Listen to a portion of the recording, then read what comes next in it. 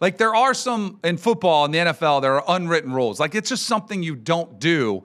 Do you see this happen in boxing with guys spitting on each other? Like, is that, I mean, that seems to me like in almost any sport, it's just universally, it's a rule that you don't cross it. Because sure, apparently, sometimes you'll see a below the belt. It's kind of incidental. Some guys may try to do it, on purpose. But spitting on somebody, do you ever see that in boxing?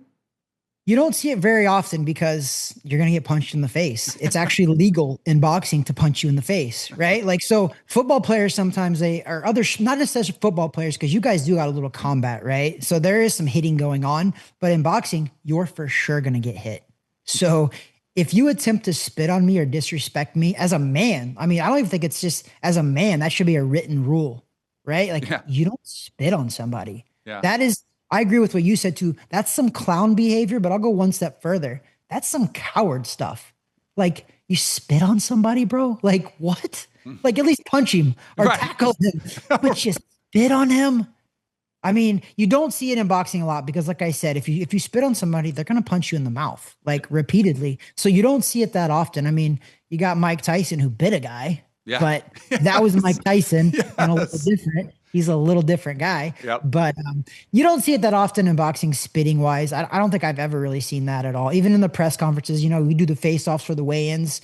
I haven't really seen a guy spit on somebody, and I'm glad that I never have yet, but I've been around the sport a long time, man. 46 pro fights. I've been doing this since I was 6 years old. I'm 42 years old now, and I've been in the game that long. I love it. I'm curious. So how did you get into boxing at 6?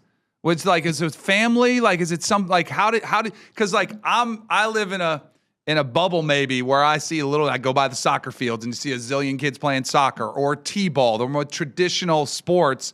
I don't see many, and I don't have many friends that have their kids in boxing at that age. How did you get started so young in boxing? So this is going to go on a 2-part rant here because this is why I believe in God. Because not only this reason, but this is one of the good reasons is because when I was 6 years old, I stayed the night at one of my friends' house on a Saturday night. They took us to the YMCA. It's a Young Men's Christian Association, and they actually had a boxing program there. Funny enough, a boxing program. But my father never boxed. It was never in our family. I'm the first generation. And I'm like, I wasn't supposed to box. I'm from a town with the population 400.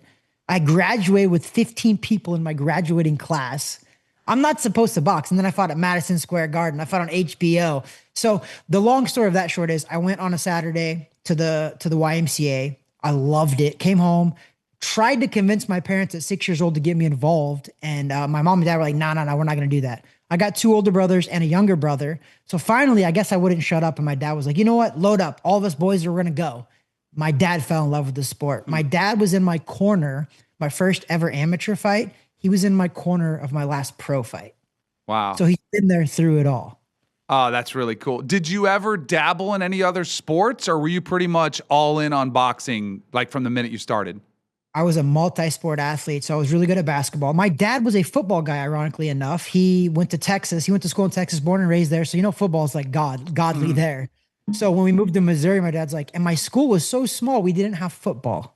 So I did boxing, but I did basketball, I did baseball, I did golf. I was actually really good at all those sports. I almost scored 1,000 points in my high school basketball career. I was just shy of 1,000 points in my basketball career. Wow. I played traveling baseball. I was a really good baseball player, but at some point, I think about the age 13 or 14, boxing, I think it was kind of one of those things where you could tell that I was going to excel extremely more at boxing than I was the rest of them. I was really good at baseball. I wish I would have stuck to baseball, to be honest. I loved baseball. I loved pitching. I loved all that.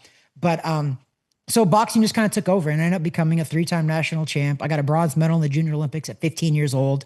I was ranked in the USA Boxing magazine at 17 years old, top 5 in the United States. So I think I made the right decision. Yeah, I think so. I think that is a safe one to say. And you've been able to turn it into a business now. Like you are in boxing for life, training young athletes and still keeping it apart. That's awesome. One of my like passions, and when I discuss, because I get asked all the time, I'm sure you do too.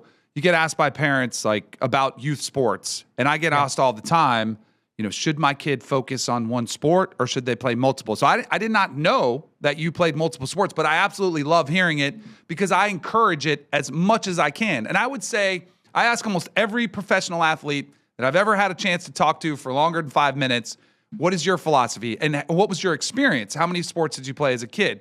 And I would say 98% of them say I played multiple sports until at least high school. And even in high school, a lot of professional, football players and basketball players and baseball players, they played at least 2, and a lot of them played 3 sports. And yet, when I tell that to parents, because I get asked by parents who think you need to focus and you need to start playing one position in baseball from the time you're 8, and then you've just got to focus and you just specialize in that sport. And it drives me insane because I have parents that argue with me, well, I need to make sure that I'm playing year round or I'm going to fall behind. And I'm like, no, you need to develop as an athlete. And I think they all help each other. Like, I honestly wish I had taken some boxing as a kid or some fighting sports, something, jiu-jitsu, wrestling, anything, because I think it would have made me a little bit tougher, to be honest with you. As a quarterback, I didn't see much contact, but I think it really would have helped me learn how to take hits and learn how to, go through that aspect of it. Footwork would have been huge for me if I was learning boxing.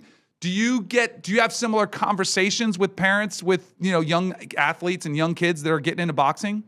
100%. So I'm located right here in Lake Nona, Florida, where it's kind of like a sports mecca right now. Mm-hmm. And ironically enough, I trained Sterling Shepard right before the season, the Tampa Bay Buccaneers wide receiver. I've trained him multiple times. He's got his fiance's 6-year-old I also trained too. But right now I am training. He was a backup quarterback for the Pittsburgh Steelers. Roderick Rutherford was his name. Played for Pitt. He threw every single touchdown pass to Larry Fitzgerald. I'm training his son. His son is a football player. He's 9 years old, 11 years old. And I'm training a lot of kids who actually, their main sport is football, but their parents want them to cross-train with me. So I tell everybody this. Obviously, I'm biased with boxing. I think boxing is one of the best sports ever. But if you look at it, all these pro athletes, whether it's from basketball players, tennis players, golfers even. I train pro golfers. I train pro tennis players. I'm training pro football players. And there's NBA players. Damian Lillard loves boxing, does it during the season. So I highly recommend you do all sports. But I think boxing, it's one of those sports that all of the movements that you have in boxing, it translates into almost every single other sport. You as a quarterback, how you throw your pass is how you throw a right hand. Your hip movement, your knee movement, all of the mechanics is perfect for a right hand for a boxer. So you probably would have had a mean right hand and you don't even realize it. All right. I don't know if I would have been tough enough to throw it because I wouldn't want to get what's coming back at me. And that's one thing I love about boxing is that you have to learn how to take a punch too. And I have so much respect for guys that get in the ring that, put your lives on the line and you have to go in and it's a fight. It's a brawl. And I love that. I have so much respect for guys that are in the fight game, especially boxers. To be able to do that is awesome. What do you think overall about the health of the sport? Because I know it's, when I was in high school, I'm a little bit older than you. It was the peak of Mike Tyson, going through everybody and Riddick Bowe. And it was huge. Everybody was talking about it. And then I felt like it, was kind of taking a back seat and there was a lot of controversy and some scandals that unfolded. And I feel like it's on the rise. You correct me if I'm wrong, but I do feel like boxing has had somewhat of a resurgence here in the last 5 to 10 years. Overall, what do you think the state of boxing is right now? Man, you wouldn't believe how many conversations that I've had about this because people will come to me right now today. This has been happening to me for 20 years though. So this question that you asked is perfect because I can answer it easily. It is on the rise. Yes, 100%. People come to me, they're like, hey man, Travis not boxing what it used to be, right? I was like, well, let me throw something by you. Canelo Alvarez just made $150 million for one fight. Okay. His opponent made $50 million, Terrence Crawford, for one fight. Okay. Alexander Usyk fought Tyson Fury. They both made over $100 million. This was just last year. So, and it is a little different because not all of us are making that clearly, right? We're not all making $100 million. I know that. There's a big pay disparity in boxing when it comes to that. However, even the lower level guys on those cards, some of those co-main events are making a couple $1 million for one fight. So you can't tell me in any other sport that these guys are making this kind of money. These guys are signing like $150 million contracts. Canelo did it in one fight. Jeez. One fight, one night. And that's not even his. That was after his, right? Didn't he sign a $300 million deal? Correct me if I'm wrong. Didn't Canelo have that first and then he got an additional 150? Jeez. Yeah, so he signed a 3-fight deal with the Riyadh, Saudi Arabia, who Riyadh, they're just buying sports at this point right now. But they got tennis. Tennis was just over there too. So like they're just buying sports essentially. But yeah, they're overpaying for stuff right now. They are. So that money is very inflated for sure. But these guys were making that kind of money before Riyadh. Maybe not $150 million, but Floyd Mayweather was. Floyd Mayweather was making like 200 million. Conor McGregor was making like 100 million when he fought Floyd. So to answer your question, yes, I believe it's on the rise. And the health of a professional sport, I always tell everybody this, that the health of you look at the amateur program. Are there amateurs coming up? And right now in Florida alone, there are amateur boxing matches every other weekend. There are national tournaments all the time. I just went to the Golden Gloves in Fort Lauderdale in April, and it ended up being a tournament that is supposed to be like a couple of days, and it's supposed to be like 3 or 4 hours. And one night the matches lasted like 8 hours because they had so many competitors. And I've never seen that. And I'm from Missouri, and I've been all over, and I've never seen that. I was just like, pros doing good right now, yes, but the health of the sport is what's behind that. And I'm telling you, behind that is a massive amount of kids that want to be professional boxers. So I think the health of the sport right now is on the rise. Yeah.